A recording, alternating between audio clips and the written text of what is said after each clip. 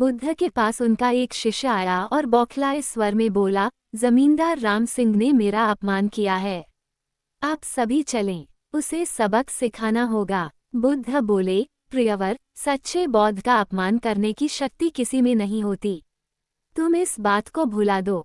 जब प्रसंग भुला दोगे तो अपमान कहाँ बचा रहेगा। शिष्य ने कहा, उसने आपके प्रति भी अपशब्दों का प्रयोग किया था। आप चलिए तो सही, आपको देखते ही वह शर्मिंदा हो जाएगा और क्षमा मांग लेगा। इससे मैं संतुष्ट हो जाऊंगा। बुद्ध कुछ विचार कर बोले, अच्छा यदि ऐसी बात है तो मैं अवश्य ही राम जी के पास चलकर उसे समझाने का प्रयास करूंगा। शिष्य ने आतुर होकर कहा, चलिए, नहीं तो रात हो जाएगी। बुद्ध ने कहा, रात आएगी तो क्या, रात के पश्चात दिन भी तो आएगा। यदि तुम वहां चलना आवश्यक ही समझते हो तो मुझे कल याद दिलाना। कल चलेंगे। दूसरे दिन बात आई गई हो गई।